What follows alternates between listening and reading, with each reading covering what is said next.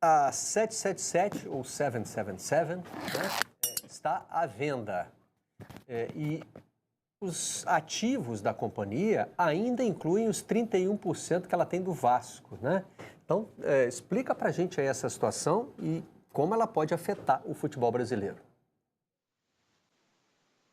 Bom dia, Barreto. Bom dia, Luciano. Bom dia, Bárbara, pessoal que está de casa. É uma notícia que parece repetida, né? Mas é uma atualização muito importante que saiu.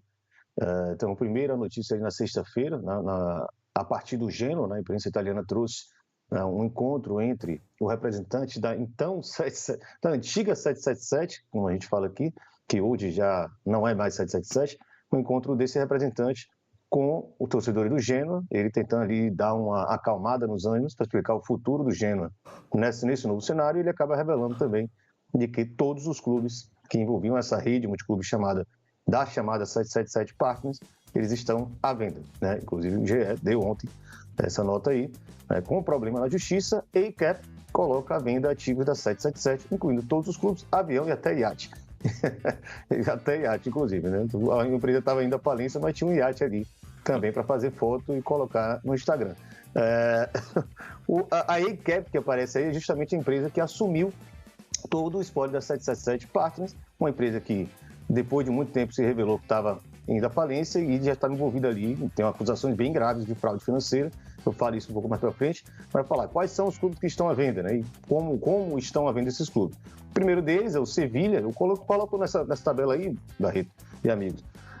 O clube, o país de origem, para vocês verem também a dimensão dessa rede 777, também o impacto desse colapso no futebol de quase todos os cantos do mundo, a participação, ou seja, quanto do capital daquela empresa a 777 tinha naquela época, e o momento da aquisição, para vocês verem, inclusive, como o ano de 2022 foi um ano de crescimento abrupto ali da 777. Então, o primeiro caso é o Sevilha, uma participação minoritária.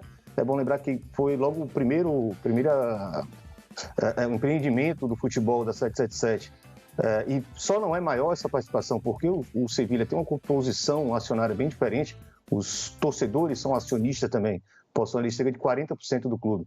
E eles não deixaram a entrada desses americanos, né? Eles falavam mesmo, los americanos, eles não permitiram a entrada da 777, melhor para o Sevilha, porque o impacto vai ser bem menor. O Genoa da Itália, eu coloquei 100% aí por aproximação, mas se diz que é 99,99%.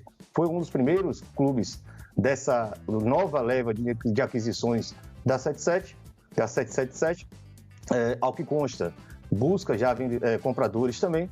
O Vasco da Gama, todo mundo tem acompanhado bastante essa história.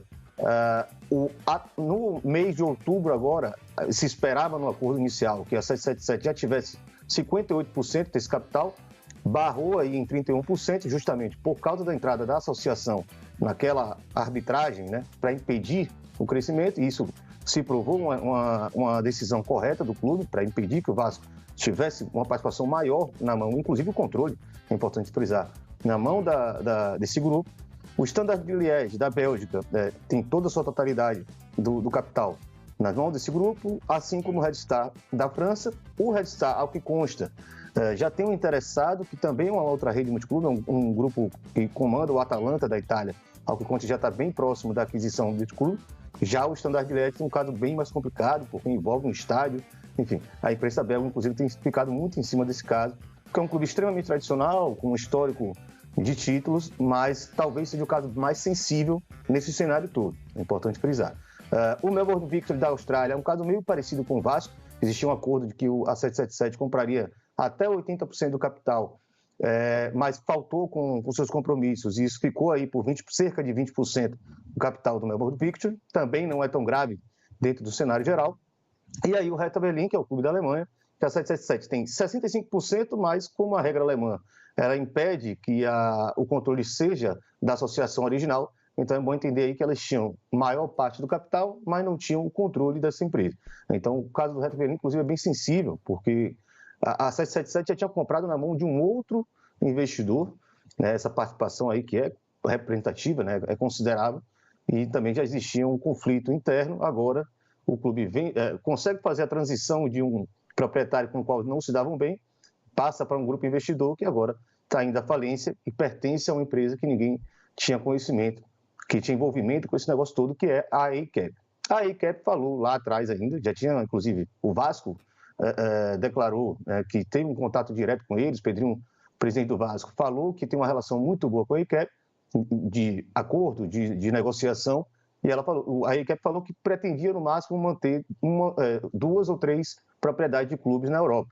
Hoje a gente já sabe que já estão todos à venda dentro desse processo de resolução desse espólio, dessa herança maldita da 777 com a ACAP, que era uma das financiadoras desse grande grupo chamado 777 Partners, que funcionava muito em função de contração de empréstimos para aquisição de novos ativos. E foi exatamente essa forma de funcionamento que colapsou. E agora cada clube tem a sua realidade própria, tentar solucionar esse tipo de problema. O fato é, essas figuras que aparecem aí, Josh Wanda, Steve Pasco, já não tem mais relação nenhuma com esses ativos todos aí, que envolvem iates, aviões, outras empresas, um time de basquete e 7 clubes de futebol envolvidos na rede, Barreto. Então, todas as suspeitas levantadas quando o Vasco resolveu romper com a 777 estão confirmadas, né? Estava realmente fazendo água, né? Até o iate está afundando aí nessa situação.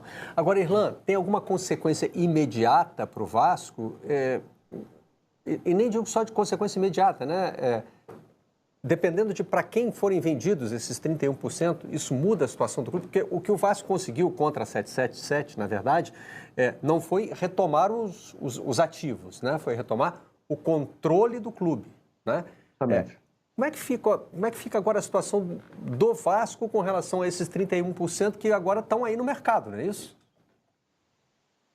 É muito bom a gente ter a presença do Luciano aí, que está na apuração constante com relação ao Vasco, e também pode trazer elementos, né, melhores do que os meus aqui. O que eu acho bom deixar claro, assim, né, para todo mundo. E por isso é curioso, Barreto, quando você vai pesquisar sobre essas 7 partes, você vai ter notícias da Austrália, você vai ter notícias da Bélgica, da França, até da Inglaterra, diante do impacto, né, desse colapso dessa empresa nos clubes de tantos países, né? A rede tem essa característica. E um dos pontos que, por exemplo, impediu a venda atrapalhou a vida do Everton na Inglaterra, parece que não tem nada a ver com 777, mas tem, é justamente a indefinição ainda sobre o que vai ser desse espólio, o que sobrou dessa empresa que foi a falência, que hoje estaria em tese controlada pela ACAP. Existe um processo na Justiça de Nova York, né, de uma das empresas que emprestou o dinheiro para a 777, que acusou de fraude financeira por colocar os mesmos ativos como garantia desses empréstimos em 2 empréstimos diferentes, e algo que seria realmente muito grave, e ao que consta, os próprios membros da 777 já reconheceram, embora tenham dito que tenha sido um erro num software ou algo assim. E esse processo, como ainda está em curso, deve se definir só em dezembro, não se sabe o que vai sair de lá. Então não se sabe sequer se esses ativos podem ser vendidos sem a anuência dessa empresa que está processando. Então está todo mundo muito bloqueado, todo mundo muito indefinido nisso. O caso do Everton, por exemplo, a 777 Partners emprestou ao Everton 200 milhões de libras para sair na frente da concorrência na compra do clube, e essa dívida ainda está lá, né? Esse dinheiro ainda está lá.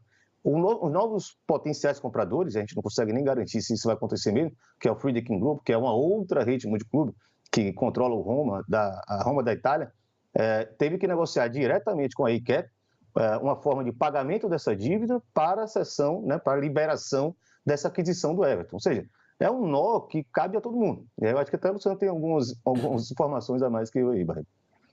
Por que a ACAP assume o controle da 777? Porque era disparada a maior credora, era quem mais emprestava dinheiro à 777 e para quem a 777 mais devia dinheiro.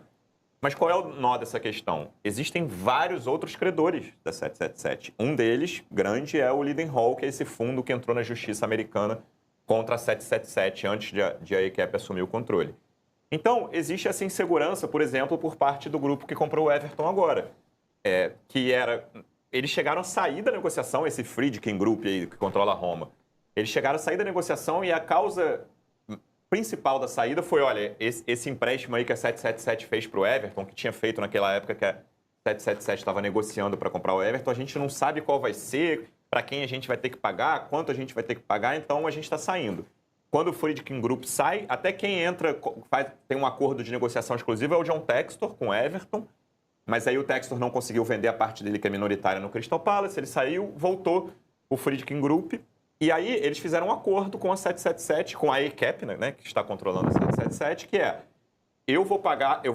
a ACAP só vai receber 66 milhões das 200 milhões de libras que ela emprestou imediatamente, o resto vai ser convertido em ações, porque a ACAP está desesperada, precisando de dinheiro.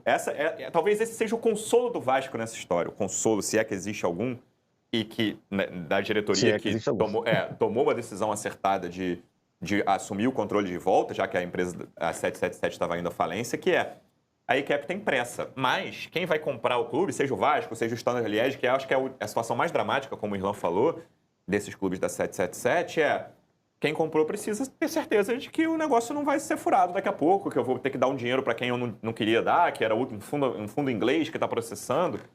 Então, são duas premissas em choque, né, nessa venda de todos os clubes, incluindo o Vasco, esses 31% que o Barreto citou, que é um controlador com pressa de vender. O controlador já falou, não quero futebol, não quero me meter em futebol, vamos sair do futebol e vender todos os clubes que a gente tem. E aí tem um risco. Vende para qualquer um, né? Mas o comprador também... Aqui com o que virou um passivo para mim. Um comprador que... Quero me livrar dele. Tem muitas dúvidas de, será que eu não vou ter problema jurídico depois de comprar esse clube? Seja o Vasco, o Standard Liège, o Genoa, seja quem for. No caso do Vasco específico, porque aí vem essa coisa que o Barreto falou agora. Pela experiência recente com a 777, a diretoria tem falado muitas vezes, e aí acertadamente, que, precisa ter muita calma. Quem vai ser o comprador? Precisa haver uma negociação. Como vai ser a direção do futebol, a gestão?